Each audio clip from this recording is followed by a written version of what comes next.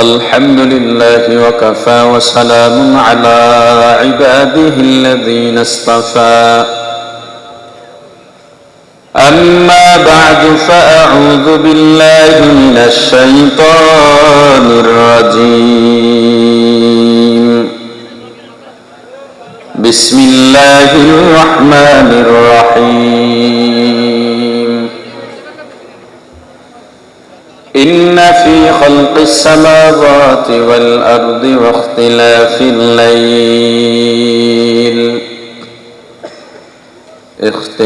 الليل والنهار لآيات لأولي الألباب الذين يذكرون الله قياما وقعودا وعلى جنوبهم ويتفكرون في خلق السماوات والأرض ربنا ما خلقت هذا باطلا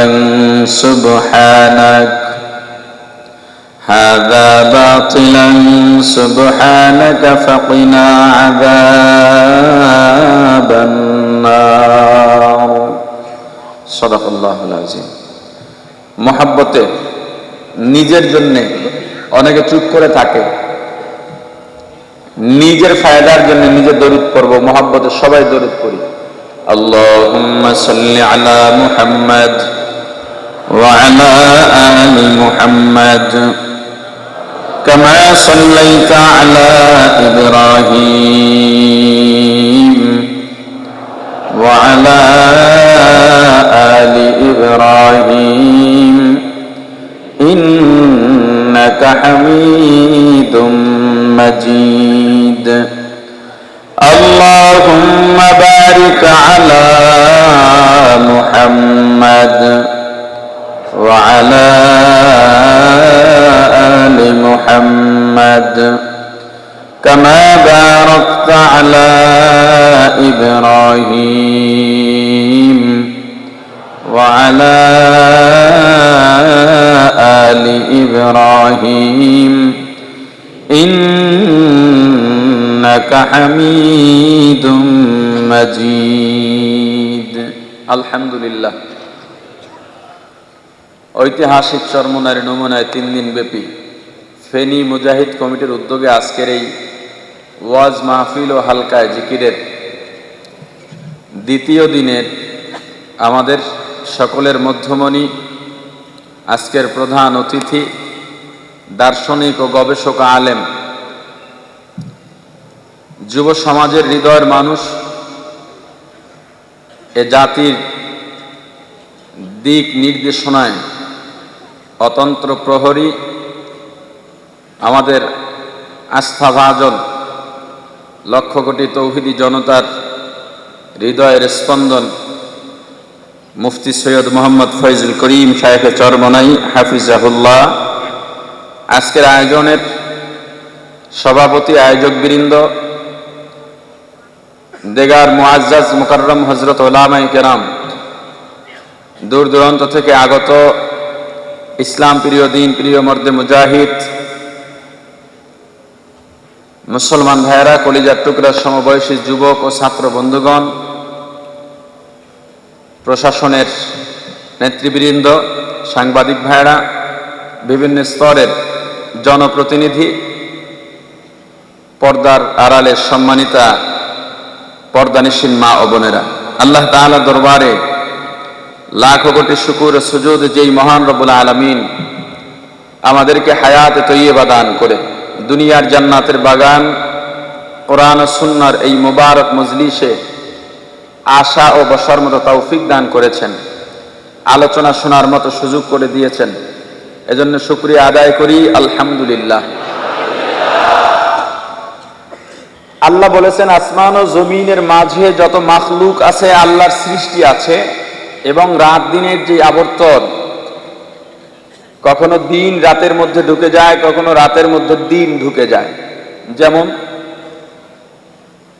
আজ থেকে 2 মাস আগে আমরা মাগরিব পড়ছি কটায়? বলে না, 2 মাস আগে নামাজ পড়িনি আমরা? বলেন 2 মাস আগে হ্যাঁ 7টায়। কয়টায় পড়ছি? 2 মাস আগে বলতে মোটামুটি একটা সময় আমরা 7টায় পড়ছি। আমি 2 মাস আনুমানিক ধরলাম, ওই 7টায় যে কয় মাস আগে হয় ওইটাই বলেন। 7টায় পড়ছি। এখন মাগরিব পড়ি কয়টায়? হ্যাঁ বলেন না। তখন এখনের যে মাগরিবের সময় সন্ধ্যা যখন হয় 2, 2.5 বা 3 মাস আগে তখন কি হতো? তখন দিন থাকতো, ঠিক নেই? তাহলে এখন কি হলো? আগের দিনের মধ্যে এখন রাত ঢুকে গেছে। আবার সময় যত পার হবে তখন আবার রাতের মধ্যে দিন ঢুকবে, আবার সকালের হিসাব করলে একই অবস্থা। এই যে রাত দিনের একটা পরিবর্তন, আল্লাহ তাআলার সৃষ্টি মাখলুক, এগুলোর মাঝে নিদর্শন রয়েছে। কি রয়েছে? এই মরা মজলিসে তো কথা বলা যাবে না, এতগুলো মানুষ। আপনারা চুপ থাকলে হবে না। আপনার দায়িত্ব জবাব দেওয়া, আমার দায়িত্ব বয়ান করা, আমার দায়িত্ব আমি পালন করতেছি, আপনার দায়িত্ব আপনাকে পালন করতে হবে। পারবেন? সবাই তো পারবে না মনে হয়। পেছনে তো আওয়াজ নাই। এই যে মুরব্বী দাঁড়ানো, এই যে হাঁটতেছে শীতের পোশাক পরা, এর পিছন থেকে, সামনে থেকে জবাব দিবেন, এর পিছন থেকে জবাব দেন তো পারবেন সবাই? আলহামদুলিল্লাহ। এটা যেন শেষ পর্যন্ত জারি থাকে, ঠিক আছে? এরপর শায়েখে চরমনায় যখন আসবেন তখন স্পিড আরো বাড়বেনি ইনশাল্লাহ। সবাই বলছে? সবাই বলবেন, এটা কপালে থাকতে হয়। আল্লাহ বোঝার তৌফিক দান করেন।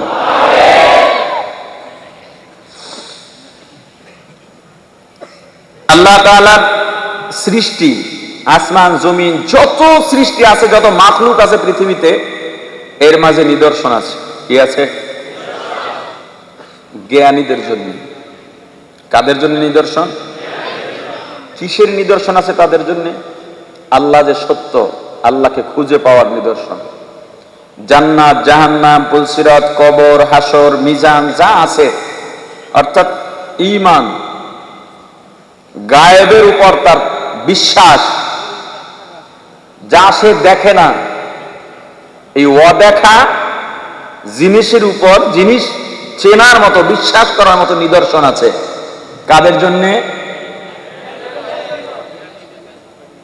আপনাদের কথা বলা লাগলে ইশারায় পিছন থেকে এসে বলবেন, যেন সামনে কোনো ডিস্টার্ব না হয়। এমনি কিন্তু সময় কম, বয়ানটা ঠিকভাবে করতে দেন। কাদের জন্য নিদর্শন আছে? সবাই বলেন।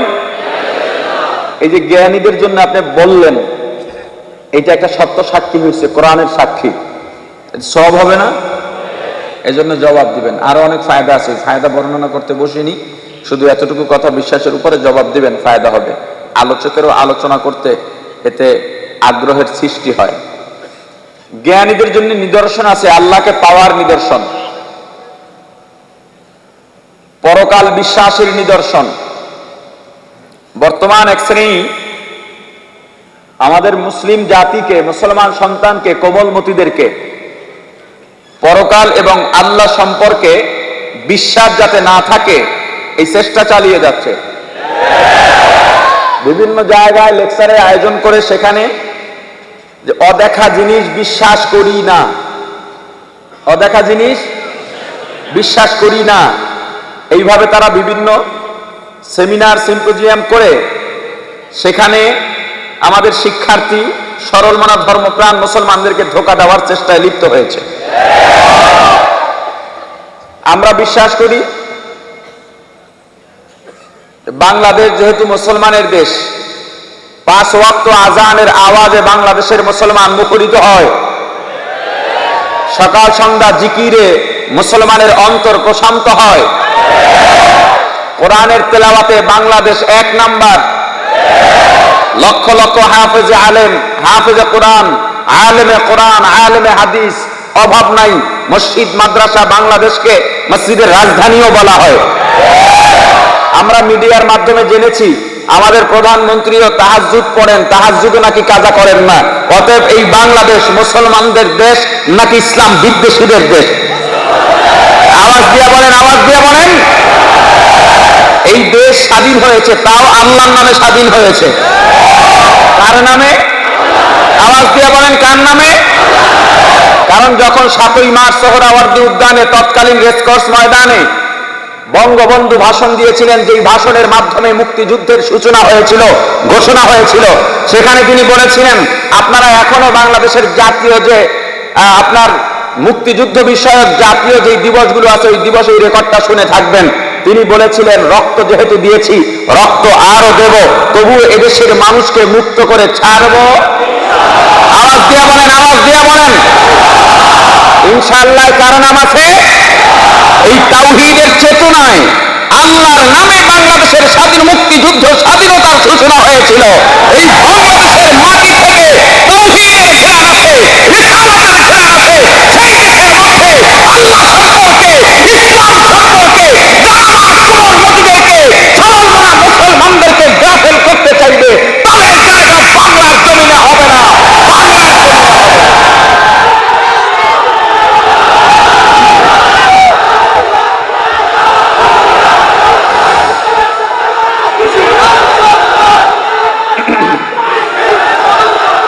ভাইরা আমার, আমাদের দেশের যারা ডিফেন্সে আছে, পুলিশ, সেনাবাহিনী, র্যাব, বিজিবি, এদের মাঝে হাজার হাজার পুলিশ সদস্য, র্যাব সদস্য, সেনাবাহিনীর সদস্য, বিজিবি সদস্য নামাজ পড়ে কিনা? অনেকে তাহাজ্জুদ পড়ে। আমার সাথে অনেকের সঙ্গে পরিচয় আছে একেবারে উপর লেভেলে, যারা তাহাজ্জুদও বাদ দেন না। কথা বলে না? অনেক জনপ্রতিনিধি আছে তাহাজ্জুদ পড়ে। আমি এখানে এসে শুনেছি, আমার সঙ্গে দেখাও হয়েছে। আপনাদের মেয়র এই মাহফিলের জন্য শুরু থেকে পর্যন্ত অনেক পরিশ্রম করেছেন, আপনাদেরকে সহযোগিতা করেছেন। এটা কিসের মায়ায়? দিনের মায়া ছাড়া এখানে অন্য কিছু নাই। কথা বলেন। তো আল্লাহর অস্তিত্বকে অস্বীকার করার সুযোগ নেই। আজকে আমি এই বিষয়ে কিছু কথা বলবো। যারা বলে বিজ্ঞানী, আমি ওদেরকে বলি অজ্ঞানী। ওদের মনে কোনো জ্ঞানই নাই, ওরা বেহুশের উপরে অটল আছে। আল্লাহর অস্তিত্ব, আল্লাহকে দেখে না এজন্য মানে না, জান্নাত জাহান্নাম দেখে না এজন্য মানে না। আমি চেষ্টা করবো অল্প সময়ের মধ্যে বিষয়ে কিছু আলোচনা করার। আল্লাহ বলেছেন পৃথিবীর যত মাখলুক আছে, আল্লাহর সৃষ্টি আছে, আসমান জমিনের মাঝে যত সৃষ্টি, রাত দিনের আবর্তনে যারা জ্ঞানী তাদের জন্য নিদর্শন আছে। কিসের নিদর্শন? আল্লাহকে পাওয়ার নিদর্শন, আল্লাহকে খুঁজে পাওয়ার নিদর্শন। কোন বিজ্ঞানী যদি, কোন বৈজ্ঞানিক যদি আল্লাহকে খুঁজে না পায়, এটা তার ব্যর্থতা। তুমি আল্লাহর সৃষ্টি নিয়ে যদি গবেষণা করো তবেই আল্লাহকে পেয়ে যাবে। সর্বপ্রথম যিনি চাঁদে গিয়েছিলেন, যেই বিজ্ঞানী, তার নাম কি? Neil Armstrong, Michael Collin. Neil Armstrong চাঁদে গিয়ে দেখলেন চাঁদে একটা ফাটল দেখা যায়। চাঁদ আল্লাহর মাখলুক কিনা? মাখলুক কিনা? তো চাঁদ যেই মাখলুক, ওখানে আমরা যেতে পারবো না। যেই জ্ঞানীকে আল্লাহ ওখানে গেছেন, সে চাঁদ গবেষণা করছেন। এরপরে কি হয় দেখেন, উনি গবেষণা শুরু করলেন চাঁদের মধ্যে ফাটল কেন। ইতিহাসে পেলেন আবু জাহেল নামক এক সন্ত্রাসী।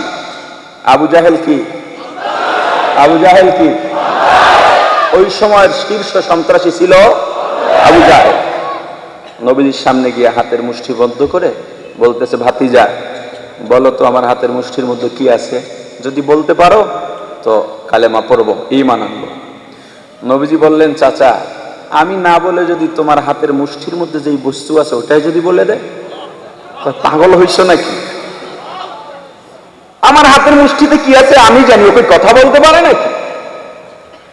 ইতিমধ্যে হাতের মুষ্টির মধ্যে থেকে শুকনা খেজুরের আটি, খেজুরের দানা বলে ফেললো, আশহাদু আল্লা ইলাহা ইল্লাল্লাহু ওয়া আশহাদু আন্না মুহাম্মাদান আবদুহু ওয়া রাসূলুহু। আবু জাহেল বলে, ভাতিজা তুমি এত বড় জাদুকর, এটা তো জানতাম না। অথচ কথা ছিল কি? ঈমান আনবে। কথা ছিল কি? ঈমান আনছে? উল্টা অপবাদ দিছে, উল্টা অপবাদ। আর একদিন এসে বলে, ভাতিজা আজকে যদি আর একটা কাজ করে দেখাইতে পারো পাক্কা আমি ঈমান আনবো, আর ফিরবো না, এবার আর ধোকাবাজি হবে না। কি করতে হবে? বলে পোড়া খেজুরের দানা মাটির মধ্যে প্রতিষ্ঠিত করো। শুধু প্রথিত করলেই হবে না, গাছ বানাইয়া দেখাও। গাছ বানাইলেই হবে না, বড় বানাও। বড় বানাইলেই হবে না, খেজুর বের করে দেখাও। খেজুর বের করে দেখালেই হবে না, পাকাইয়া আমাকে খাওয়াইয়া দেখাতে হবে, তবেই ঈমান আনব। নবীজি পেরেছিলেন? জোরে বলেন। আবু জাহেল মানছে? আবু জাহেল ডাক দিয়া বলে, মুহাম্মদ, আমি তোমাকে যতটা জাদুকর মনে করতাম তার চাইতে তুমি শক্তিশালী জাদুকর। আবু জাহেল নাই সমাজে? আবু জাহেল আসেনি? আরে নাই, ও তো মরে গেছি। আবু জাহেল নাই, তবে আবু জাহেল যে ডিম পেড়ে রেখে গিয়েছিল সেগুলোর বাচ্চা ফুটেছে।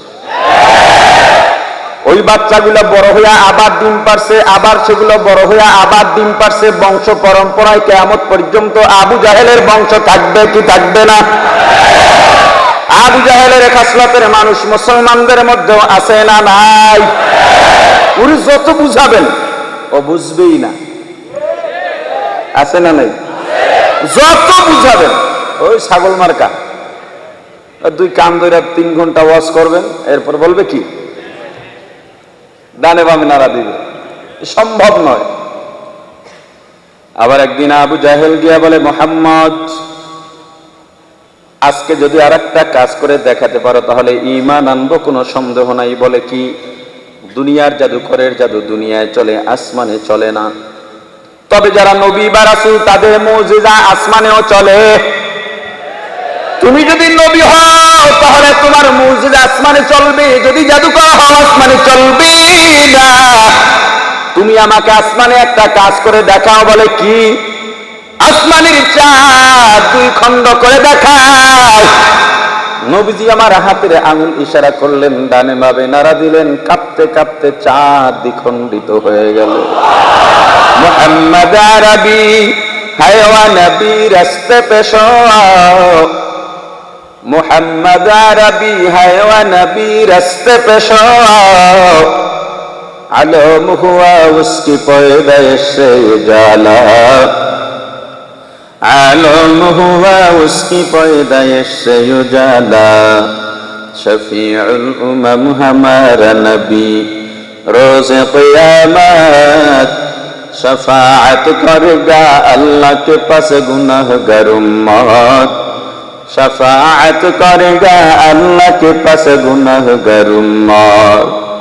ओ मुसलमान ईमानदार, মুহাম্মদুর রাসূলুল্লাহ সাল্লাল্লাহু আলাইহি ওয়াসাল্লাম এই মানব জাতির জন্য সবচেয়ে বড় সম্পদ, সবচেয়ে বড় নিয়ামত।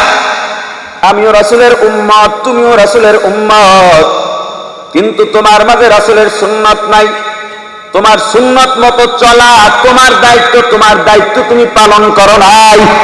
আমি যদি তোমার দায়িত্বের কথা স্মরণ করিয়ে বলি, মাথায় টুপি দাও, মুখে দাড়ি রাখো, নামাজ আদায় করো, সুন্নাত তরিকায় চলো, তুমি আমার উপরে রাগ হয়ে যাও। কেন রাগ হও? আমি তো তোমার বিরুদ্ধে কিছু বলি নাই, তোমার দায়িত্বের কথা তোমাকে স্মরণ করায় দিলাম। বরং তুমি যদি টুপি মাথায় দাও আমার কোনো লাভ নাই, তুমি দাড়ি রাখলেও আমার কোনো লাভ নাই, তুমি যদি সুন্নত তরিকায় চলো তাতে আমার কোনো লাভ নাই, তুমি যদি না চলো তাতেও আমার কোনো ক্ষতি নাই। তোমাকে আমি বললাম কারণ রাসূল বলে দিয়েছেন, ক্বালান নবী সাল্লাল্লাহু আলাইহি ওয়াসাল্লাম, বাল্লিগু আন্নী ওয়ালাউ আয়া, আও কামা ক্বালান নবী আলাইহিস সালাতু ওয়াসসালাম। পয়গম্বর বলে দিয়েছেন, দুনিয়ার উম্মত যারা দিন শিখবা, শেখার পরে যেটাই হোক আমার পক্ষ থেকে একটা বাণীও যদি হয়, একটা কোরআনের আয়াত যদি হয়, হাদিসের বাণীও যদি হয়, যেটা তুমি জানবা অন্যকে জানায়া দিবা, যেটা তুমি শিখবা অন্যকে তুমি শিখাইয়া দিবা, এটা তোমার দায়িত্ব। ও মুসলমান ইমানদার, আবু জাহেল ডাক দিয়া বলল, মুহাম্মদ, তোমাকে যত বড় জাদুকর মনে করছি তত বড় জাদুকর নও, বরং তার চেয়ে কয়েক গুণ বড় শক্তিশালী জাদুকর। দুনিয়ার কোন জাদুকরের জাদু আসমানে চলে না, তুমি এমন এক শক্তিমান জাদুকর, তোমার জাদু আসমানের মধ্যেও চলে। কি বলবেন এখন? তো বলেন সবাই। আবু জাহেলের কপালে হেদায়েত নাই দেখে মানে নাই, ওর মাঝে তো ঈমান ছিলই না, কিন্তু আমরা এখানে যারা বসছি অন্তত এদের মাঝে ঈমান আছে না নাই? কম হোক বেশি হোক ঈমান আছে। কিন্তু আপনি আমিও তো মানতে পারি না। আপনাদের দলের কথার বাইরে যাইতে পারেন না, নেতার কথার বাইরে যাইতে পারেন না, পীরের কথার বাইরে যাইতে পারেন না। যেই নেতা রাসূলের সুন্নাত অনুযায়ী আপনাকে অর্ডার করবে সুন্নতের স্বার্থে, যেহেতু সুন্নত তরিকা, ওই নেতার কথা মানা আপনার জন্য ফরজ। যেই পীর আপনাকে রাসূলের তরিকা অনুযায়ী পরিচালনা করবে ওই পীরের ইতাআত করা আপনার জন্য ফরজ। যেই পীর বা নেতা আপনাকে দ্বীনের পথে পরিচালনা করে না ওই পীরকে ছাড়া, ওই নেতাকে ছেড়ে দেওয়া, পরিত্যাগ করা আপনার জন্য ফরজ। কিন্তু আপনাকে তো দেখা যায় আপনি ইসলামের রসইর মাথাও আপনার মধ্যে নাই, হামজার ইও নাই, আপনি তো আছেন আপনার দল নিয়া, নেতা নিয়া। হ্যাঁ করেন, নেতা পূজা করেন, কিয়ামতের ময়দানে এরে নিয়েই থাকেন। নীল আর্মস্ট্রং চিন্তা করলেন, এই যে এত বড় ইতিহাস, মুহাম্মদের হাতের আঙুলের ইশারায় চাঁদ দুই ভাগ হয়ে গেল, এখন এটা সত্য না মিথ্যা, নাকি বানোয়াট কোন ইতিহাসবিদ ইতিহাস বানোয়াট ইতিহাস লিখে গেল, নাকি আসলে সত্যটা যাচাই করা দরকার। নীল আর্মস্ট্রং আবার যাচাই করতে শুরু করলেন, দেখলেন ওই সময়ের বিশ্বের অধিপতি যারা ছিল সবাই সাক্ষী দিয়েছে আসলে চাঁদ দুই ভাগ হয়েছিল এবং এটা মুহাম্মদের হাতের আঙুলের ইশারাই হয়েছিল। নীল আর্মস্ট্রং মুসলমান হয়ে গেলেন, আল্লাহকে বিশ্বাস করলেন, রাসূলকে বিশ্বাস করলেন, পরকালকে বিশ্বাস করলেন। কেন? উনি আল্লাহর একটা মাখলুক নিয়ে গবেষণা করেছেন। কিন্তু নীল আর্মস্ট্রং এর এই ইসলাম গ্রহণের ইতিহাস সহজে আপনি কোথাও পাবেন না। কেন? ওরা চিন্তা করছে নীল আর্মস্ট্রং এর যদি এই ইতিহাস প্রকাশ করা হয় তাহলে মুসলমানদের যে স্রোত এখন, ওদের দল আরো ভারী হয়ে যাবে। সারা বিশ্বে অমুসলিমদের ইসলাম গ্রহণ করার স্রোত ঢেউ শুরু হয়েছে, স্রোতের মতো ইসলাম গ্রহণ করতেছে, ইসলাম গ্রহণ করতেছে। আমেরিকায় কেন এত ইসলাম গ্রহণ করে মানুষ? দেখেন আমেরিকার জীবন, ইউরোপের জীবন হলো ছেলে মেয়েরা বিয়ের আগেই তাদের যৌন চাহিদা পূরণ করে ফেলতে পারে। একেবারে 40 বছরে মুসলমানেরা যতটুকু যৌন চাহিদা পূরণ না হয় এর চেয়ে তারা 25 বছরে আগেই করে ফেলতে পারে। একাধিক মেয়েদের সঙ্গে তারা মিলতে পারে, এতে তাদের ওই দেশে কোনো বাধা নাই। একটা সময় যখন বিয়ের সময় হয় তাদের তো আর কোনো চাহিদা নাই, বিয়ের বয়সটা হয় অশান্তির, একে অপরের দিকে কোনো টান থাকে না, সাংসারিক কোনো অবকাঠামো আমেরিকা ইউরোপে নাই। যৌবনটা তারা খুব উপভোগ করে, এরপরের যে জীবনটা অশান্তি আর অশান্তি। কিন্তু ইসলাম বিবাহ বহির্ভূত, তুমি যত জওয়ান হও না কেন, তোমার যতই শক্তি থাকুক না কেন, বিবাহ বহির্ভূত কোন নারীর সঙ্গে মিলতে পারবে না। তুমি বৈধ পন্থায় সাংসারিক জীবনে আবদ্ধ হও, শুধু ভালোবাসা। ওরা যেই টাইমে, যেই সময়, যেই বয়সে ওদের সব চাহিদা হারিয়ে ফেলে, সব শখ আল্লাহ হারিয়ে ফেলে, মুসলমানদের শখ আল্লাহ সেখান থেকে কেবল শুরু হয়। ওরা দেখলো শান্তি তো আসলে ইসলামে, ওদের মাঝে দ্বন্দ্ব নাই, ফাসাদ নাই, সংসারে শান্তি, ছেলে মেয়ের শান্তি। ওরা বিয়ের আগেই ছেলে মেয়ে জন্ম দিয়ে দেয়, ছেলে মেয়ের জন্ম হওয়ার পরে একে অপরে বিয়ে করে। কথা কয় না? দেখছেন না ফুটবল আর মেসি, বাচ্চা একটা না দুইটা হয়েছে, এরপরে বিয়ে করছে অনুষ্ঠান করে। এই বিয়ে মজা আছে? কথা বলে না। অথচ বিবাহ বন্ধন ইসলাম একটা গুরুত্বপূর্ণ বিষয়। ইসলামের দিকে যেভাবে জনস্রোত শুরু হয়েছে, জোয়ার শুরু হয়েছে, ওদের মাথা গরম, এজন্য এগুলো প্রকাশ করে না। বিশ্বের 1 নাম্বার পপ সম্রাট মাইকেল জ্যাকসন, যার এক কনসার্টে হাজার হাজার কোটি ডলার বিনিয়োগ করতে হয়েছে, সহজে তার কনসার্টের আয়োজন করা হতো না, কারণ লক্ষ লক্ষ উপস্থিতি যুবক যুবতীদের মাঝে মাইকেল জ্যাকসনের গানের কণ্ঠ শুনে আর নাচ দেখে আবেগ আপ্লুত হয়ে মাঠের মধ্যে মারা যেত। সেই মাইকেল জ্যাকসন মারা যাওয়ার আগে যে মুসলমান হয়েছিল, কোন মিডিয়া সেটা তুলে ধরে নেই। ইনকিলাবের প্রতিষ্ঠাতা সম্পাদক আব্দুল মান্নান রহমাতুল্লাহ আলাইহি, আল্লাহ তাকে জান্নাত নসিব করুক, উনি এই ঘটনাটা ইনকিলাবে বিস্তারিত লিখে গিয়েছিলেন। তাহলে ইসলামী ভাবধারার মিডিয়া দরকার আছে না নাই? আমার খবর তো হলুদ মিডিয়া কখনো ধরবে না, কথা বলে না। আপনার ফেনীর এই কলেজ মাঠের এত বড় সম্মেলন, এটা কোনো পত্রিকায় কিন্তু আসবে না। অতএব আমাদের সব জায়গায় নেতৃত্ব দরকার আছে, সব জায়গায় ঢোকা দরকার আছে, আছে না নাই? আপনি মাদ্রাসা থেকে বের হয়ে শুধু মাদ্রাসায় পড়াবেন, মসজিদে ইমামতি করবেন না, এই চিন্তা যদি থাকে এটাকে ঝেড়ে ফেলে দেন। মাদ্রাসা ইসলামের কেবল একটা সেক্টর, ওয়াজ একটা সেক্টর, তবলিগ একটা সেক্টর, তালিম একটা সেক্টর। প্রত্যেকটা সেক্টরে যাদের মধ্যে কোরআন সুন্নাহ আছে, ওলামা ইকরামের নেতৃত্ব নিশ্চিত করতে হবে। যতক্ষণ পর্যন্ত প্রত্যেক সেক্টরে ওলামা ইকরামের নেতৃত্ব নিশ্চিত না হবে, ততক্ষণ পর্যন্ত এই সমাজে শান্তির আশা করা বোকামি। সব জায়গায় ওলামা ইকরামের নেতৃত্ব লাগবে। মাইকেল জ্যাকসন মারা যাওয়ার আগে মুসলমান হয়েছিলেন, নাম রেখেছিলেন মিকাইল। এটা আপনারা কোথাও পাবেন না। আমি এই বয়ান এক জায়গায় করার পরে কারা যেন ইউটিউবে দিয়েছে, তো আমার চোখের সামনে আসার পর আমি মন্তব্যগুলো দেখলাম। কয়েকটা লোক সেখানে সে মন্তব্য করছে, আপনি এই গাজাখুরি আজগুবির ঘটনা কই পাইলেন, কই পাইলেন? এরকম হয় না, এসব কেসা কাহিনী বাদ দেন, কোরআন হাদিসের কথা বলেন। আমি তো যে বলছে হয়তো এমনও হতে পারে, অহংকারের কথা বলি না, এমনও হতে পারে বাস্তবে আমার সামনে দাঁড়ানোর সাহসও পাবে না, তোর জবাবটা আমার দেওয়ার প্রয়োজন নাই, ঠিক না? কিন্তু এই মনোভাবাপন্ন যারা আছে তাদের জন্য উত্তর হলো, মনে করো, ধরে নাও আমি এক সেকেন্ডের জন্য মেনে নিলাম এই ঘটনাটা সত্য নয়, কিন্তু ইসলামের জন্য এই কল্প কাহিনী যদি হয়ে থাকে, বহু কল্প কাহিনী আছে, কল্প কাহিনীর গল্প আছে যেটা বর্ণনা করার অনুমোদন ইসলাম দেয়, যদি শরীয়ত বিরোধী না হয়, ইসলামের স্বার্থে, যুক্তির স্বার্থে।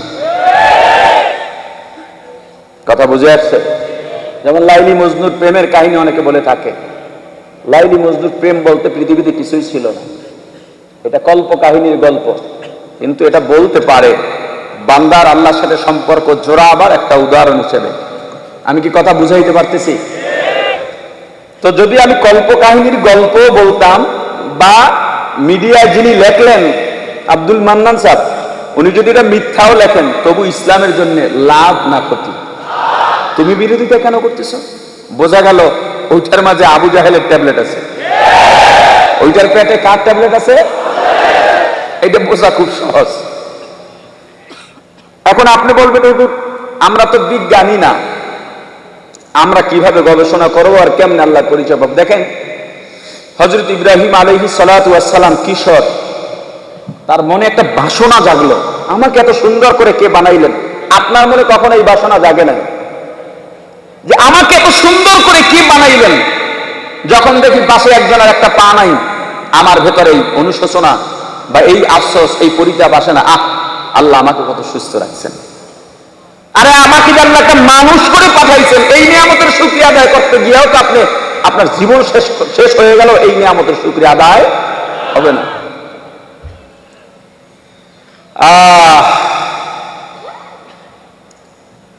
ইব্রাহিম আলাইহিস সালাতু ওয়াস সালাম কিশোর, মনে একটা বাসনা, আমাকে এত সুন্দর করে কে বানাইলেন, তাকে আমার লাগবে।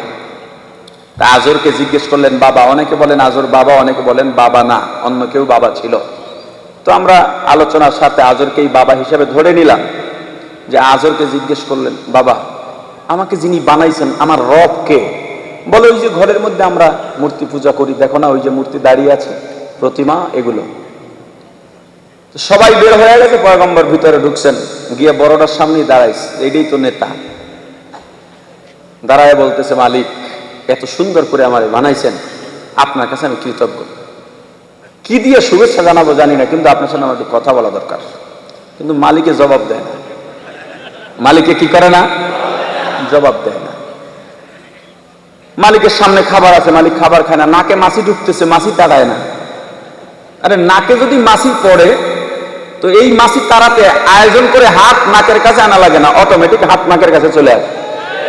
তো সোশ্যাল মিডিয়ায় দেখছি একটা ওই যে শেভ করতেছে সকালে, কিছু রাসূলের বন্ধু, দুশ্মনও আমি বলি না, বাকি বন্ধু তো আর বলতে পারি না। কথা বলেন, এর মধ্যে নাকে মাছি পড়ছে, তো তো আয়নার সামনে শেভ করতেছে, পিছন থেকে হয়তো কেউ ভিডিও করছে, ওর নাকি পড়ছে, পরে ওই রেজা সহ নাকে, বুঝছেন তো? নাকে মাছি ঢুকতেছে কিন্তু মালিকে কিছু কয় না। পয়গম্বর বুঝে গেছে যে মাছি তার আবার শক্তি নাই, ও আমার রব হতে পারে না। পুরাল একটা নিয়ে ইচ্ছা মতো সব দিকে কোপাইছে, বড়টার কান্দে ঝুলাইছিস। আচ্ছা, এই যে ঘটনা বললাম, এখন কি আপনি আবার মন্দির ভাঙতে যাবেন না তো? মূর্তি ভাঙতে যাবেন? ইসলাম কি সুমহান আদর্শ দিয়েছে আমাদের। রাসূলের আদর্শ কত নিপুণ ও কত দরদি আদর্শ। আল্লাহ রাসূল বলেছেন, অন্যান্য ধর্মাবলম্বীদের প্রতিমা, মূর্তি, এদেরকে তোমরা গালি দিবা না। তোমার কাছে এটা শুধুই একটা গায়রুল্লাহ, ঠিক আছে, তুমি এটার সামনেও যাইবা না, এর সামনে মাথা নত করলে তুমি মুশরিক হয়ে যাবে। কিন্তু একটা গোষ্ঠী আছে, ওই সরস্বতী, ওই গণেশ, এদেরকে সম্মান করে। ওদের সামনে তুমি যদি তাদের প্রতিমাকে, তাদের মূর্তিকে গালি দাও, ওরা কষ্ট পায়। দেখছেন ইসলাম কি? গালি দেওয়ার দরকার নেই।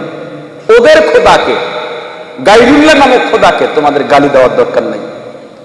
যেই এলাকায়, মনে করেন বাংলাদেশে এই এলাকা হিন্দু অধ্যুষিত এলাকা, এখানে মূর্তি আছে, তারা পূজা করবে, তাদের পূজার সময় হয়েছে, যদি ইসলামী রাষ্ট্র হয়, এখানে তার সৈন্যবাহিনী তাদের পূজার ব্যবস্থা করে দিতে হবে, এটা ইসলাম। তাই বলে যদি তারা মুসলিম রাষ্ট্রে পূজার নাম করে, হোলি উৎসবের নামে মহাসড়ক আটকিয়ে আমার হিজাব পরিহিতা আমার বোনকে, মাকে উত্ত্যক্ত করে, সেটা মুসলমান কোনোদিন মেনে নেবে না। ভাই, আমরা তোমাদের বিরোধী না। আজ পর্যন্ত কোন মুসলমান সন্তানকে এটা পাবেন না, যতটা বাংলাদেশে সাম্প্রদায়িক দাঙ্গা হয়েছে, একটাও মূর্তিকে অবমাননা করার জন্য নয়, প্রত্যেকটাই হয়তো কাবা অবমাননা, না হয় বাইতুল্লাহ অবমাননা, না হয় আল্লাহর রাসূলের অবমাননা। কথা বলেন? আমরা কোনোদিন মূর্তিকে অবমাননা করে পোস্ট দিই নাই, ফেসবুকে লিখি নাই, মূর্তির মাথার উপরে কুকুর বসাই নাই, মূর্তির মাথার উপরে কারো উলঙ্গ ছবি বসাই নাই। তোমাদের হাতে পায়ে ধরে বলি, বাংলাদেশ সাম্প্রদায়িক সম্প্রীতির দেশ, বাংলাদেশ সৌহার্দ্যের দেশ। তোমরা তোমাদের কাজ করো, আমরাও ডিস্টার্ব করব না। আমাদের কাজটা আমাদের করতে দাও, তোমরাও ডিস্টার্ব করো না। সম্প্রীতি তো এভাবেই হবে, নাকি অন্য কোনো পথ আছে? জোরে বলেন। আল্লাহ বোঝার তৌফিক দান করে। সবাই এসে দেখে মূর্তি সব কাজ, ব্যাপার কি? আজর বুঝে গেছে এটা ইব্রাহিমের কাজ। ইব্রাহিম এটা কি করছো? আমি জানি না তো কিছু। কেমনে বুঝবো? বড়টা দাজি তো কথা বলতে পারে না। যে কথা বলতে পারে না, নিজের ভালো নিজে বোঝে না, নিজের মাঝিটা নিজে তাড়াইতে পারে না, সে আমার কোনোদিন মালিক হতে পারে না। পয়গম্বর ইব্রাহিম আলাইহিস সালাতু ওয়াস সালাম আকাশের দিকে তাকায় দেখেন সূর্য, এক সূর্যতে সারা পৃথিবী আলোকিত হয়ে যায়। একবার ভাবেন এটাই আমার মালিক। আবার ঘুরে নেন, যখন সূর্যাস্ত যায়, না না, এটা আমার মালিক হতে পারি না। যার অস্তিত্ব থাকে না, সে কোনোদিন রব হতে পারে না। আবার চাঁদের দিকে তাকায়, এত নির্মল, এত সুন্দর আলো, নির্মল আলো, এটাই বুঝি আমার মালিক। আবার যখন চাঁদ আস্তে আস্তে আস্তে আস্তে শেষ হয়ে যায়, আবার ভুল হয়ে যায়, শেষ পর্যন্ত সিদ্ধান্ত নেন আসলে এরা কেউ মালিক নয়, এগুলো যিনি পরিচালনা করেন, এর পেছনে যিনি আছেন, তিনি আমার মালিক। তিনি কে? আওয়াজ দিয়া বলেন, তিনি কে? আল্লাহর নাম নিতে লজ্জা হয় নাকি? জোরে বলেন কে? আওয়াজ দিয়া বলেন কে? ও মুসলমান বান্দার আল্লাহর গোলাম, দেখেন আপনি কিভাবে আল্লাহ যে আছেন, আল্লাহ যে আছেন, উলামায়ে কেরাম যাদের গভীর জ্ঞান, যারা ইলমের জাহাজ, তারা ইলম দিয়ে দলিল দিয়ে আপনাকে বুঝিয়ে দেবেন। আমার তো ইলম কালাম নাই, আমি যেভাবে আপনাকে সহজভাবে বোঝানো মনে করতেছি, আমি আপনাকে সেভাবে বোঝাবার চেষ্টা করতেছি। বলেন তো আল্লাহকে চেনা কিভাবে সহজ? আচ্ছা বলেন, মাটি, পানির মধ্যে মাটির চাকা ভাসে না ডোবে? পাথর ভাসে না ডোবে? বালু? এবার বলেন জমিনটা কি দিয়া তৈরি? আওয়াজ দিয়া বলেন কি দিয়া তৈরি? মাটি, বালু আর পাথর। এবার বলেন জমিনের নিচে কি আছে? আজীব ব্যাপার। পানির মধ্যে ছোট্ট একটা মাটির চাকা ভাসাইতে পারলাম না, একটা পাথরের টুকরা ভাসাইতে পারলাম না, এক মুষ্টি বালিও ভাসাইতে পারলাম না। অথচ এত বড় জমিন, কোথায় শুরু কোথায় শেষ তাও তো জানি না।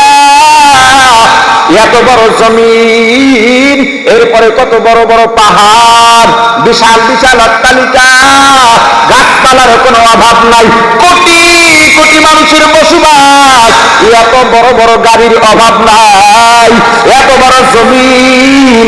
এই জমিনের নিচে আবার পানি, যদি 20-30-40 ফিট পাইপ নিচে ঢুকানো হয়, স্বচ্ছ পানি চলে আসে। কেউ মারা যাওয়ার পর কবর খনন করে যদি মাইয়তকে কবরে রাখতে দেরি হয়, দেখা যায় কবরের মধ্যে পানি জমে যায়। কথা বলেন, কথা বলেন। আজীব ব্যাপার। কোন বৈজ্ঞানিক আজ পর্যন্ত দাবি করে নাই। এই জমিন আমাদের গবেষণার ফল দাবি করছেনি? জোরে বলেন। তাহলে এর পিছনে একজন আছেন না নাই? আরো একটু ক্লিয়ার হয়ে যান। এই জমিনের মালিকানা আজ পর্যন্ত কেউ দাবি করেন নাই, তবে আল্লাহ বলেছেন জমিনের মালিক আমি। বলেন, আমি বললাম এই জমিনটুকুর মালিক আমি, আমার কাছে কাগজপত্র আছে। আপনার ফ্যামিলির কোন মানুষ এসে আমাকে ভেটুও দেয় নাই, প্রতিবাদও করে নাই।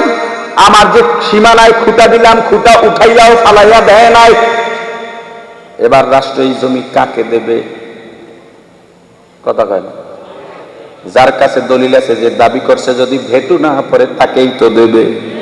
যেহেতু আল্লাহ বলেছেন জমিনের মালিক আমি, কেউ ভেটুও দেয় নাই, কোন বৈজ্ঞানিক বলে নাই, কোন বৈজ্ঞানিক বলে নাই এই জমিনের মালিক আল্লাহ না, আমাদের কাছেও কাগজপত্র আছে। বলছে নাকি? যেহেতু কেউ দাবি করে নাই, দাবি করেছেন আল্লাহ, অতএব এই জমিনের মালিককে, আওয়াজ দিয়ে বলেন জমিনের মালিককে। যেহেতু মালিক একজন আছেন, দাবিও করছেন আল্লাহ, সেই আল্লাহ আছেন না নাই? আওয়াজ দিয়ে বলেন আছেন না নাই?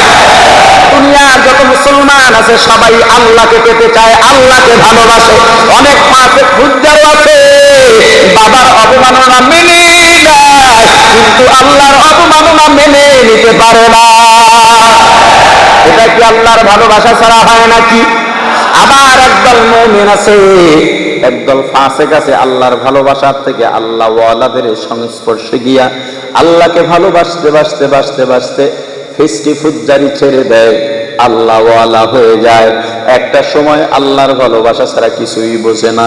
এজন্যই আল্লাহ বলেছেন ওয়াল্লাযীনা আমানু আশাদ্দু হুব্বান লিল্লাহ।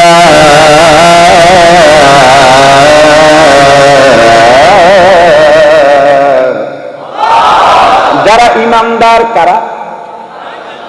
যারা ঈমানদার, যারা আল্লাহ ওয়ালা, তারা আল্লাহকে বেশি ভালোবাসে। ভালোবাসতে বাসতে বাসতে বাসতে যখন তাদের মধ্যে একটা বাসনা তৈরি হয়, আমি আল্লাহকে চাই, আল্লাহকে ভালোবাসি, তখন আল্লাহকে দেখার একটা বাসনা জেগে ওঠে। আল্লাহকে দেখার একটা বাসনা জেগে ওঠে। পয়গম্বর মুসা আলাইহিস সালাতু ওয়াস সালাম আল্লাহর সঙ্গে তুর পাহাড়ে কথা বলতেছেন, কথা বলতেছেন, কথা বলতেছেন, হঠাৎ করে বলেন রব্বি আরিনি, আল্লাহ আমি আপনাকে দেখতে চাই, আপনাকে দেখতে চাই। জানায়া দেওয়া হলো দুনিয়ার মধ্যে চামড়ার চক্ষু দিয়া কেউ আল্লাহকে দেখতে পারবা না। যদিও আল্লাহকে দেখতে না পারো, তবে আল্লাহ আছেন না নাই? আওয়াজ দিয়া বলেন আল্লাহ আছেন না নাই? আল্লাহকে দেখার জায়গা হলো জান্নাত। আল্লাহকে দেখার জায়গা কোথায়? জান্নাতের মধ্যে তিনটা জিনিস সবচেয়ে আকর্ষণীয় হবে, তার মধ্যে একটা হলো সর্বপ্রথম, সবচেয়ে প্রধান, সবচেয়ে জান্নাতীদের জন্য মজার জিনিস হবে সরাসরি আল্লাহকে দেখা। কিয়ামতের ময়দানে জান্নাতীরা আল্লাহকে দেখে এতটা বিপ্লব হয়ে পড়বে, মাথা নুয়ে আসবে, খুশিতে আল্লাহর কদমে সিজদায় পড়ে হাজার হাজার বছর কাটিয়ে দেবে। ও মুসলমান, যদি বিশ্বাস হয় আল্লাহ আছেন, আল্লাহর পরিচয় আল্লাহ বলে দিয়েছেন, বান্দা আমি আল্লাহ তোমার অতি নিকটে আছি, তবে দেখতে পারবা না। কেন দেখতে পারবা না? আমি আপনাকে থিওরি দেব কি কারণে আপনি আল্লাহকে দেখতে পারবেন না। ওরে মুসলমান ইমানদার আল্লাহর গোলাম, আল্লাহ পয়গম্বরকে ডেকে বলেছেন, পয়গম্বর আপনি দুনিয়ার মানুষকে জানায় দেন, যারা প্রশ্ন করে আমি আল্লাহর অবস্থান সম্পর্কে, আপনি তাদেরকে বলে দেন ফাইন্নী করিব,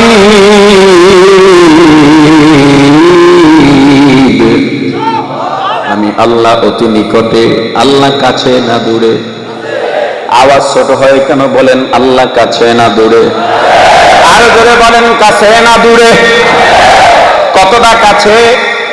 আল্লাহ অন্য আয়াতে জবাব দিয়া বলেন নাহনু আকরাবু ইলাইহি মিন হাবলিল ওয়ারিদ।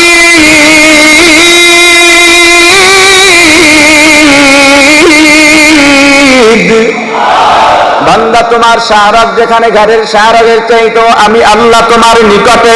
আনা মাকুম আইনামা কুনতুম, বান্দা তুমি যখন যেখানে যাও আমি আল্লাহ তোমার সঙ্গে আছি। তুমি যদি একজন হও একজন মনে করবা না, আমি আল্লাহকে নিয়ে দুইজন মনে করবা। যদি দুইজন হও দুইজন নও, আমি আল্লাহকে নিয়ে তিনজন, তিনজন হলে চারজন, চারজন হলে পাঁচজন, মোট কথা যতজন হইবা আমি আল্লাহকে নিয়ে একজন বেশি মনে করবা। এরপরে আল্লাহ কি বললেন?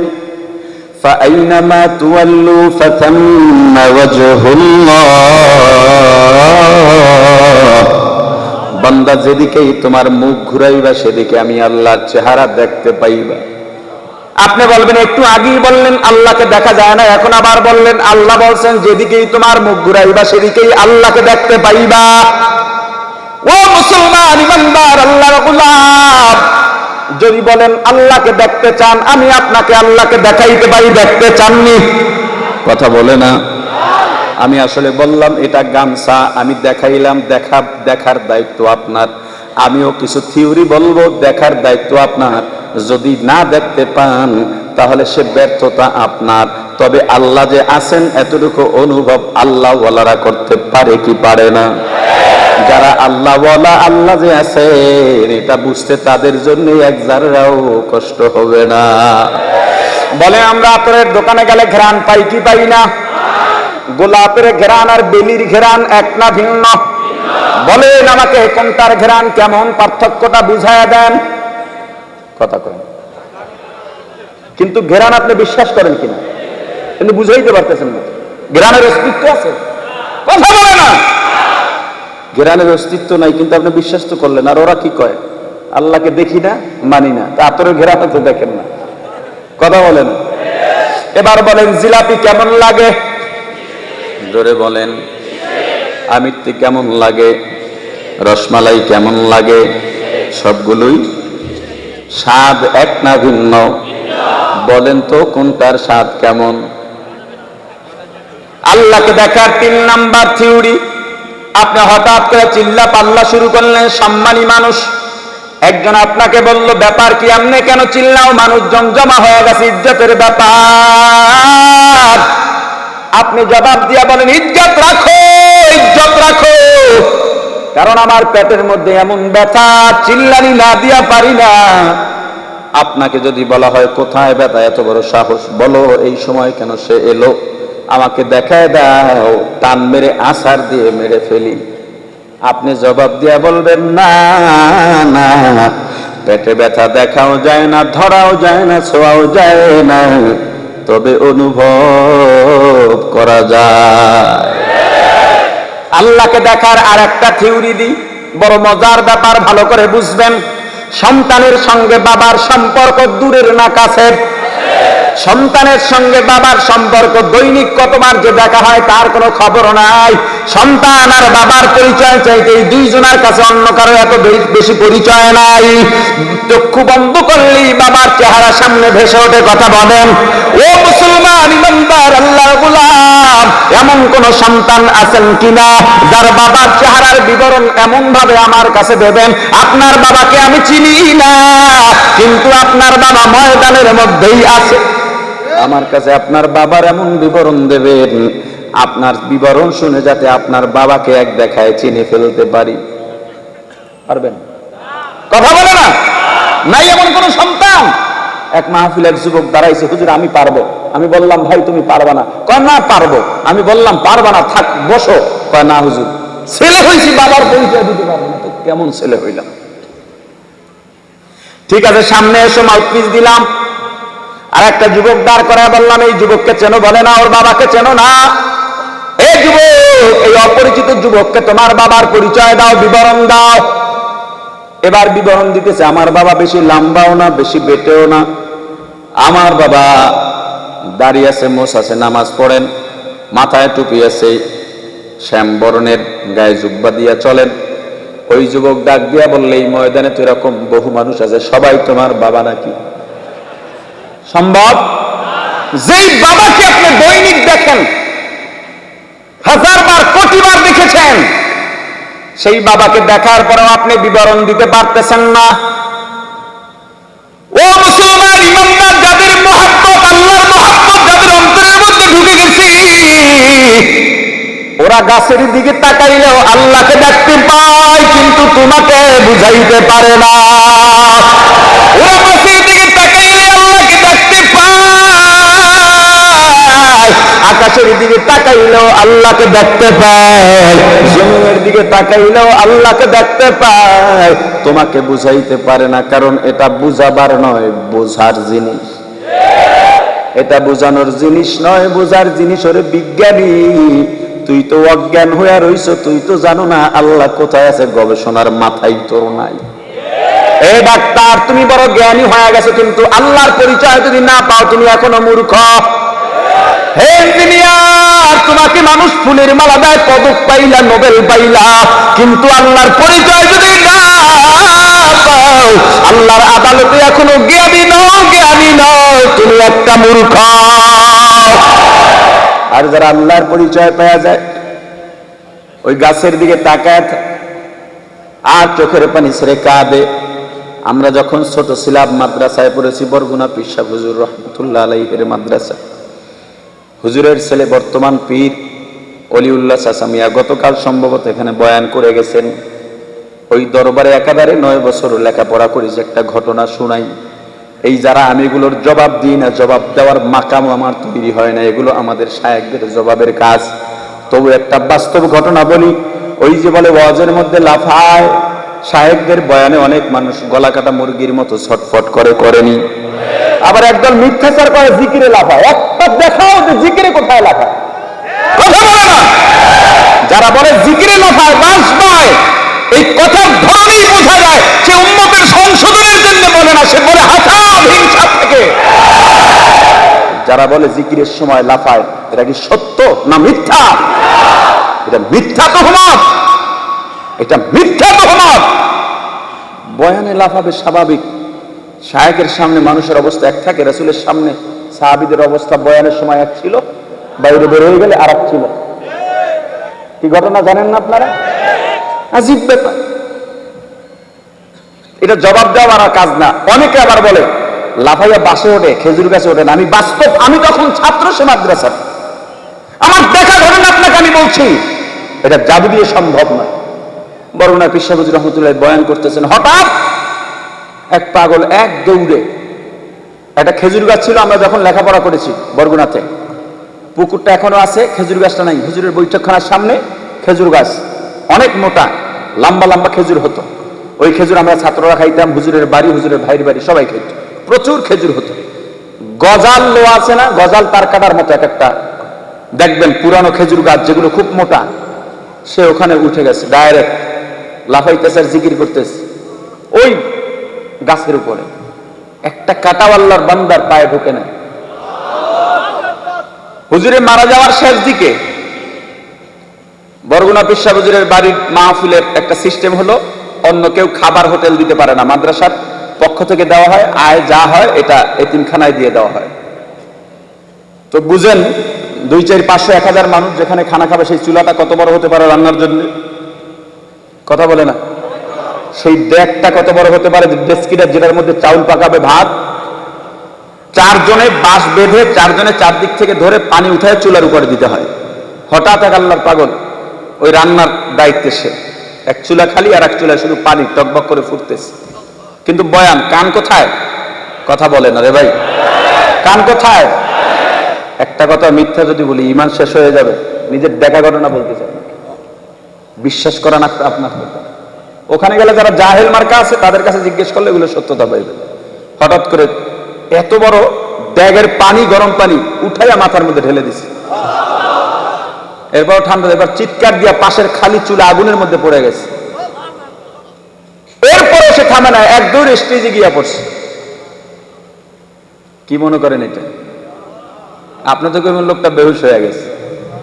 লোকে বলে বলুক পাগল, লোকের কথায় হবে কি? লোকে বলে বলুক পাগল, লোকের কথায় হবে কি? আমি ঝাঁপ দিয়েছি মাওলার প্রেম সাগরে, আমি ডুব দিয়েছি মাওলার প্রেম সাগরে, মাওলা ছাড়া আবার কি লোকে বলে বলুক পাগল, লোকের কথায় হবে কি? লোকে বলে বলুক পাগল, লোকের কথায় হবে কি? পাগল ছিলেন ফজলুল করি,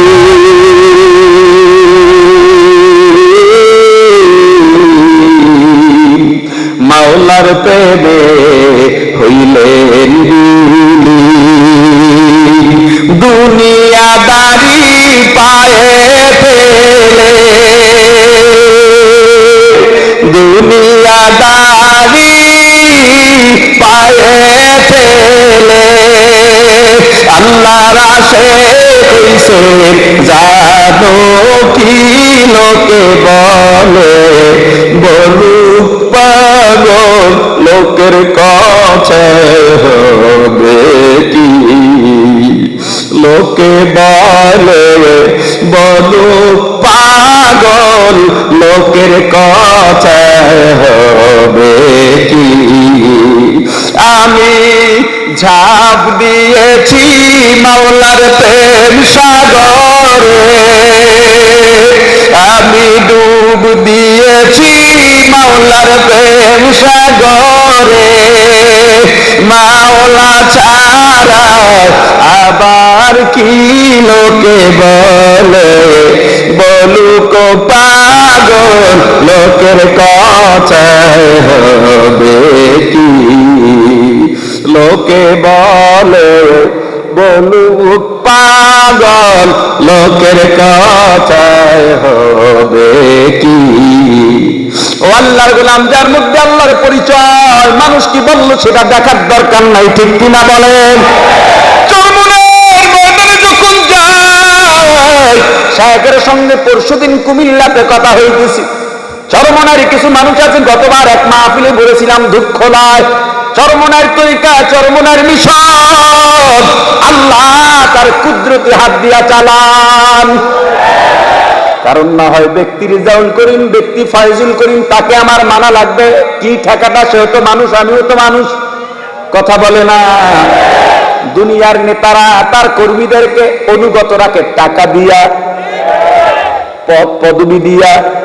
চরমনাইয়ের মাহফিলে যখন ঢুকলাম, আপনিও ঢুকবেন, মাঝে মাঝে পাহাড়ি অঞ্চলের মাহফিলে যাই, গিয়া দেখি চরমনাইয়ের একজন মুরিদ সেখানে চরমনাইয়ের জন্য, দ্বীনের জন্য, হালকায় জিকিরের জন্য পাগল। এই লোকটা সামনে পদ পাবে এমনও কোনো পদ নাই, এই লোকটা সামনে যে বড় সিনে আসবে এমন কোনো জায়গা নাই। চরমনাইতে হাজার হাজার স্বেচ্ছাসেবক। আমি একদিন গাড়ি নিয়ে ঢুকতেছি, একজন স্বেচ্ছাসেবক এসে দেখা করলেন। আমি বললাম, ভাই আপনার ডিউটি কতক্ষণ? বলে এত সময় থেকে এত সময় আমরা ভাগ করে সারাদিন এখানে ডিউটি করি। আমার সফর সাথীদেরকে বললাম, দেখছো আজকে গাড়িতে চলি, মানুষ কত সম্মান দেয়, নাম শুনলে মানুষের ভিড় হয়ে যায়, কিন্তু এদের কাছে আমরা কিচ্ছু না, কিচ্ছু না। আরে আমাদের মাঝেও তো একটা সময় এমন একটা ভাব আসে, আমার নাম হোক, আমার ডাক হোক, কিন্তু এই মানুষটা কোথার থেকে আসে? খাগড়াছড়ি থেকে আসার পর এখানে ডিউটি করে। এই যে হুজুরটাকে চিনবে, পিসাব হুজুরের পাশে বলবে, একটা ছবি উঠবে, এমন কোন বাসনা তার মনে নাই। শুধুমাত্র এখান থেকে বলা হয়েছে তুমি এখানে ডিউটি করবা। এই ডিউটি পালনের জন্য এটাই তার সবচেয়ে বড় মাকাম, সবচেয়ে বড় দায়িত্ব মনে করতেছে, সৌভাগ্য মনে করতেছে। ওরে আল্লাহর গোলাম যারা চরমুনার পিছনে লেগে গেছো, আল্লাহর গোলাম, আজকে কথাটা মনে রাখো, আমি তো বয়সে ছোট, এলেমও নাদার, আমার মাঝে কোনো যোগ্যতা নেই, তবে সারা দেশের বাইরে সফর করে যতটুকু বুঝলাম, চরমুনার পক্ষে যদি নাও বলতে পারো, পায়ে ধরে বলে বিরুদ্ধে করিও না, বিপক্ষে বলিও না। ওরে আল্লাহর গোলাম, চরমুনাইতে যদি শিরিক থাকে, বিদআত থাকে, আমি যতদূর চিনি আমার শায়েখদেরকে কাছে এসে বলা, তারা যদি এরপর যদি এটা থেকেই থাকে তাদের মাঝে, তারা যদি এরপর তওবা না করেন, আমি আজকে আপনাদেরকে সাক্ষী রেখে বলে গেলাম, আমি এই চরমুনার পক্ষে আজকে যেভাবে বললাম, আগামী দিন আপনার চাইতে বেশি বিরুদ্ধে বলবো। আল্লাহ দরবারকে কবুল করেন, মিশনগুলোকে কবুল করেন। আমি বড় গলায় বলি, আমি চরমোনায় দালালি করি না, চরমোনায় বিক্রি করেও খাই না, কিন্তু দিনের পথে যতদিন চরমোনাইওয়ালারা থাকবেন, আমার জীবন, আমার রক্ত দিনের স্বার্থে তাদের জন্য দিতে আমি করে। রাজি আছেন সবাই? আমি এখন একটা কথা বলবো, এই কথার সাথে যদি আপনারা একমত থাকেন জবাব দিবেন। চরমোনাই যতদিন হকের পথে আছে, দ্বীনের পথে আছে, যদি তাদের থেকে অন্যায় প্রকাশ না পায়, প্রকাশ পাওয়ার পরে যদি তওবা না করে, সেটা ভিন্ন কথা। যদি ভুল হতেই পারে, ভুল হওয়ার পরে যদি সাথে সাথে, এই আপনারা দেখছেন না, এটা তো সারা দুনিয়া জানছে, শায়েখে চরমোনাই আজকে বলে যাই, সবাই খুব কম, তবে একটু বলে যাই, শায়েখে চরমোনাই গত ফাল্গুনের মাহফিলের পরে ফেসবুকে ভাইরাল ওসমান রাদিয়াল্লাহু তাআলা সম্পর্কে শায়েখে চরমোনাই বক্তব্য দিয়েছেন। বক্তব্যে তেমন ভুল নাই, শব্দ চয়নে একটু ওলটপলট হয়েছে, মনে করেন মুক্তাদা খবর আটপিস হয়ে গেছে, এবং পুরো কথাটা খোলাসা করে বলতে পারে না। মানুষের জেহেন থেকে এটা আউট হতেই পারে, এটা স্বাভাবিক, কথা বলে না, এটা স্বাভাবিক, কিন্তু অন্তরে কি আছে আল্লাহ জানেন কিনা বলেন?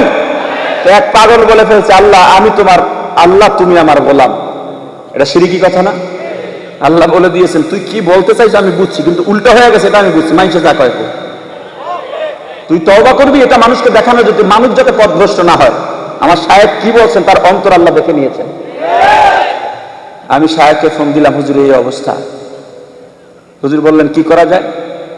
ঠিক আছে হুজুর, নিঃশর্ত, এরপরেও মানুষের মাঝে বিভ্রান্তি না হয়, যে অন্যায় করে সে খারাপ মানুষ, যে ভালো কাজ করে সে ভালো মানুষ, যে অন্যায় করার পরে তওবা করে সে দুনিয়ার সব থেকে ভালো মানুষ। ওই রকম অন্যায় তো বলার সুযোগ নাই। এরপর হুজুর নিঃশর্ত ক্ষমা চাইলেন। রাত্রে হুজুরের কাছে গেছি, মাহফিল শেষ করে হুজুর দুইবার আমার সঙ্গে কেঁদেছেন। হুজুর আমার কথা হয়তো শুনতেছেন, হুজুর কেঁদে ফেলেছেন যে তোদের কি বিশ্বাস হয়, যেই সাহাবীদের আদর্শ নিয়ে, স্লোগান নিয়ে আজকে এতদূর আমরা দিনের জন্য দরদ নিয়ে, আমার কিসের প্রয়োজন? এই যে ঘুরে বেড়ায়, এই যে দাদা হুজুর রহমাতুল্লাহ আলাইহি বয়ান করতে গেছেন, বয়ান করতে দেবে না, কেন না? এসব পীরমুরিদি হবে না। বেগুন ক্ষেতের মধ্যে গিয়া মাইক টানাইয়া বয়ান করছেন, কেন করছেন? কিসের মায়ার কথা বলেন না? এখানে কোনো স্বার্থ ছিল? বয়ান করতে দেবে না বাজারে, নৌকায় মাইক লাগাইয়া বাজারের দিকে ফিরাইয়া বয়ান করছেন, কিসের স্বার্থে? আমি মাঝে মাঝে বলি, আমাদের আমিরুল মুজাহিদিন, নায়েবে আমিরুল মুজাহিদিন বলতে গেলে ঈদের দিনও প্রোগ্রাম করেন, রমজানও মিস নেই, কিসের স্বার্থে বলেন? হাদিয়াতেও বা কয় টাকা দেবেন আপনি যাদেরকে? আল্লাহ রাব্বুল আলামিন বংশগতভাবে তাদেরকে আল্লাহ ধনী বানাইছেন, তো কেন ঘোরেন? শায়েখ একদিন বলছিলেন কথায় কথায়, আমি যদি মাহফিল বাদ দিয়ে আমার ব্যবসা প্রতিষ্ঠানের সময় দিতাম, আমি বাংলাদেশে 1 নম্বর ধনী হইতে পারতাম। এই দৌড়ান কেন দৌড়ান? কথা বলে না? হুজুরে কেঁদে দিয়েছেন, যেই সাহাবীদের আদর্শ নিয়ে আমরা এত পরিশ্রম করি, সেই সাহাবীর বিরুদ্ধে আমি বলবো, এটা তোদের বিশ্বাস হয়? যদি তারা, আপনারা একমত হলে আমার সঙ্গে আপনারা আওয়াজ দিবেন। চরমোনাই যতদিন হকের পথে আছে, হকের পথে আছে, হকের পথে আছে, আবারও বলি, ততদিন হকের পথে আছে। আমরা